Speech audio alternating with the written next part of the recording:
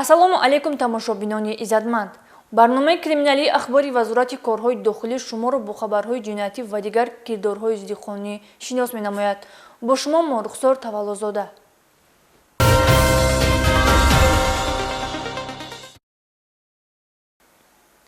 ҳангоми амалиёти махсус аз ҷониби милитсияи пойтахт ҳадафи нопоки нашъаҷалоби касбӣ барбод дода шуд. зимни боздошт аз ин нафари ба ҷомеа хафнок наздики 70 килограмм воситаҳои гуногуни нашъатдор дарёфту мусодира гардид. майори милитсия Сироҷиддини Шакурӣ оиди боздошт ва мусодираи махсусан калони ин бори марговар гузориш таҳия кардааст. муомилоти ғайриқонунии воситаи нашъатдор яке аз манбаи асосии даромади гурӯҳҳои ҷиноятию харобкор ба шумор рафта, афроди ҷиноятпеша бо фурӯши он ҳазорон ҷавонро ба дарди нашамандӣ гирифтор намуда, бо маблағи аз ин ҳисоб ба даст омада мехоҳанд ҳадафу мақсадҳои ғаразноки худро амалӣ созанд.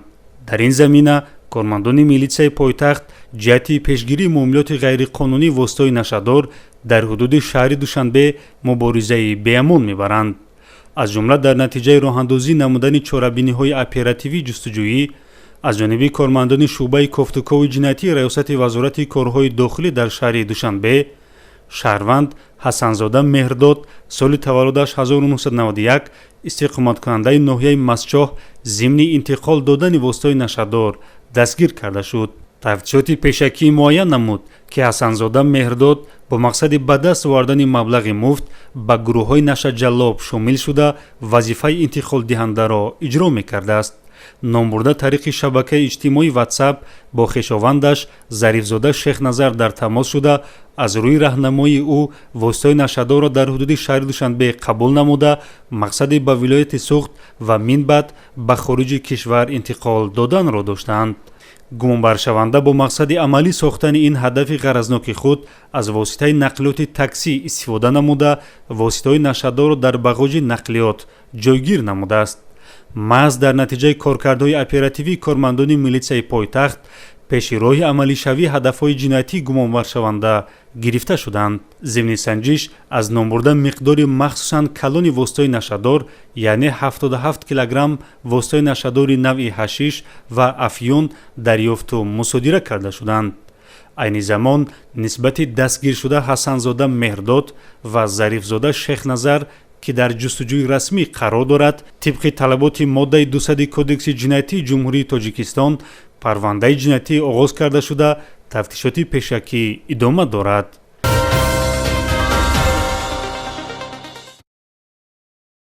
бо мақсади пешгирии муомилоти ғайриқонунии воситаҳои нашъатдор ва моддаҳои психотропӣ кормандони милитсия пайваста чорабинҳои мақсаднок ва амалиётҳои махсус доир менамояд.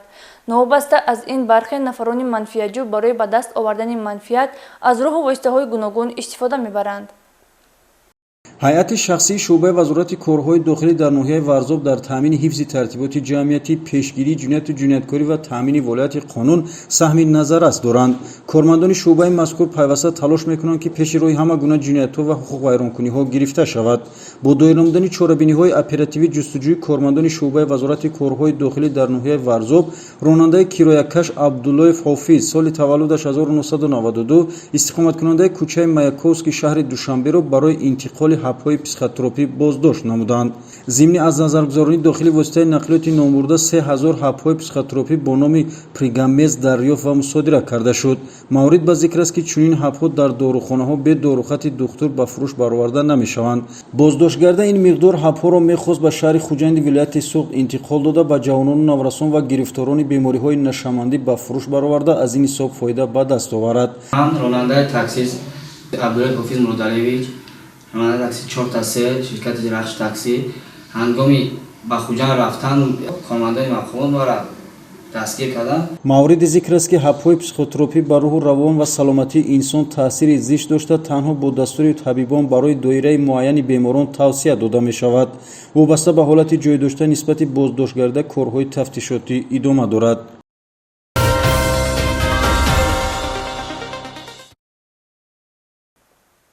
идомаи барномаи ахбори вазорати корҳои дохилӣ.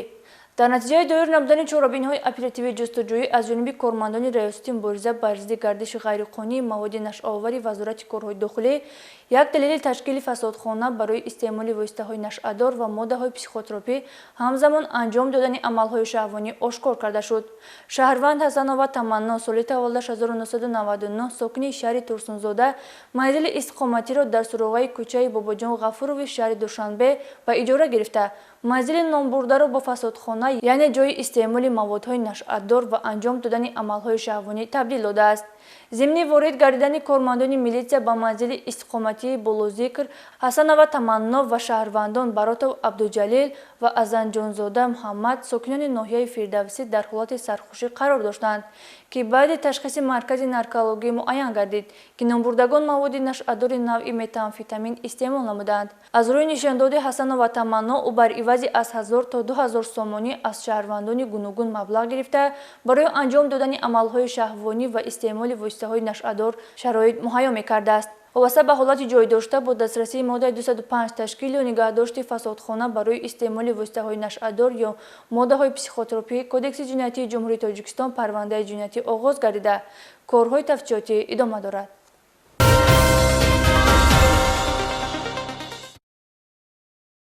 ҳарчанд қонунгузорӣ баъди ҷазои маъмурӣ дар ҳолати давоми сол такроран машғул шудан ба фолбиниро ҷиноят эътироф намуда, оқибати ҳуқуқии ин шуғли ба ҷомеа зарароварро вазнинтар кардааст, ҳамоно баъзе афроди машғулшаванда бо ҳар роҳу восита фаъолияти ғайриқонунии худро пеш мебаранд. гузориш оиди боздошти фолбинону ҷодугарон омода шудааст. мутаассифона бар замми гузарондани чорабиниҳои мақсадноки оперативӣ ва корҳои зиёди фаҳмондадиҳӣ баҳри аз байн бурдани амалҳои хурофотӣ ки амарӯза аз ҷониби кормандони милитсияи пойтахт роҳандозӣ мегарданд, баъзе аз соҳирон баҳри аз даст надодани муштариёни худ усулҳои иҷрои амалҳои хурофотиашонро тағйир дода, ҳатто аз ҳайвоноти хонагӣ низ истифода мебаранд. аз ҷумла зимни санҷиш аз ҷониби кормандони шуъбаи вазорати корҳои дохилӣ ду дар ноҳияи Сино, Шаҳрванд Дӯстиёв Бахтиёр, сокини 38-солаи ноҳияи Мир Саид Алӣ Ҳамадонӣ, зимни машғул шудан ба фолбинӣ дастгир карда шуд. ӯ худро дар байни шаҳрвандон ҳамчун шахси донишманду аҳли фарҳанг муаррифӣ сохта, аммо дар хилват ба фолбиниву ҷодугарӣ машғул мешудааст.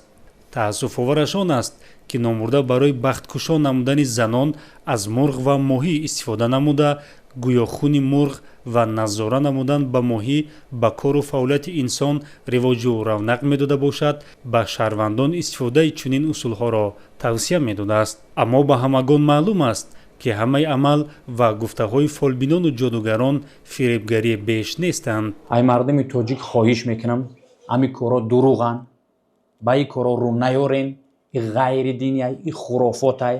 хоҳиш мекунам ай ҳама мардуми тоҷик накунен, ин кори хуб нест, ягон фоидае намеёрад, ягон каса ягон беҳбудӣ накарда. ҳамзамон аз ҷониби кормандони милитсия зимни санҷиш муштарии номбурда Шаҳрванд Бегмуродова Моҳира ба милитсия даъват карда шуд. гарчанде қаблан низ барои ба назди фолбинон рафтан нисбати Бегмуродова корҳои фаҳмондадиҳӣ гузаронда шуда бошад ҳам, вале чуноне маълум аст ӯ боварҳои худро нисбати фолбинон аз даст доданӣ нест.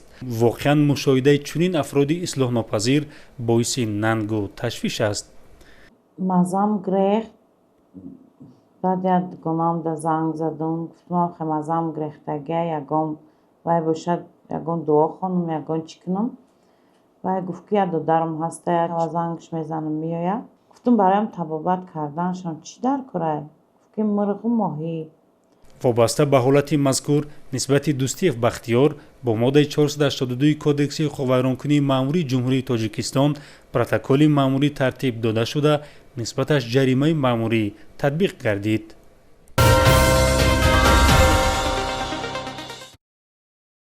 барои кушоиш корашон кинна дарод, бачаҳошон ба кинна дарод. ман не бахткушоӣ, ҳа бахткушоӣ мекунам.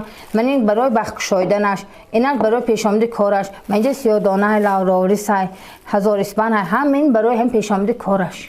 табобат бо роҳи дохонӣ ва фол барои бахткушоиву кушоиши кор бо истифода аз ашёҳои табииву ғайритабиӣ ба Гулбаҳор Бутаева нисбат дода мешавад, ки дар болои чунин хизматрасонӣ дар ҳудуди маҳаллаи якуми шаҳри Истиқлол боздошт ва баъди муайян шудани кирдорҳои қаблияш нисбати охирон дар асоси талаботи моддаи 240 иловаи 1 Кодекси ҷиноятӣ парвандаи ҷиноятӣ оғоз карда шуд. ба ҳамин монанд кормандони шӯъбаи вазорати корҳои дохилии ноҳияи Спитамен машғулшавандаи фолбинӣ ва сеҳру ҷодугарӣ Шаҳрванд Раҷабов Ҳусейн Абдураҳмонович соли таваллудаш 1957 истиқоматкунандаи шаҳраки Навкати ноҳияро муайян карданд, ки баъди таъини ҷазои маъмурӣ фаъолияти ғайриқонунияшро идома додааст. Асосан кадом намуди касалиҳо шумо муроҷиат мекунанд? Жуд. Су একটা জায়গা буд даста смел арзи. Сима карта একটা пасианс ёдудам. Ам пасианса карт синдина бозу бинам ларзеш мондас. Ашаярмушла. Ами карта хати табобат карди? Нет, да, пасианса им хава ёдудам. Кариштанда кулай. И карта як қоғаз, и чӣ қобилияти одам аст ҳад кини дошт аз карта? Ну, это очень щепетильный вопрос, я сам не знаю. Это мистика какая-то. фол кушодан бо истифода аз қарта, муайянсозии беморӣ тавассути ҳамин ашё ва хизматрасониҳое чун пешгӯии тақдиру сарнавишт, ривоҷи кор, додани тавсияҳои табобатӣ, бахткушоӣ ва дигар намуд ваъдаҳои расидан ба муваффақияти зиндагӣ самти фаъолияти ғайриқонунии Ҳусейн Раҷабов мебошад, ки дар ҳудуди ноҳияи Спитамен солҳои тӯлонӣ машғул будааст ва бо пешниҳоди таъбирҳои ғалату гумроҳкунанда афроди гумроҳзадаро фиреб карда даромади пулӣ ба даст меовард. Такрор кардани чунин одат ба он оварда расонид, ки нисбати мавсуф бо дастрасии талаботҳои моддаи 240 иловаи 1 Кодекси ҷиноятӣ парвандаи ҷиноятӣ оғоз шавад.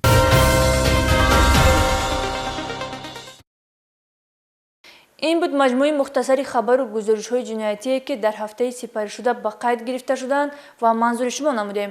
Хайр то барномаи оянда.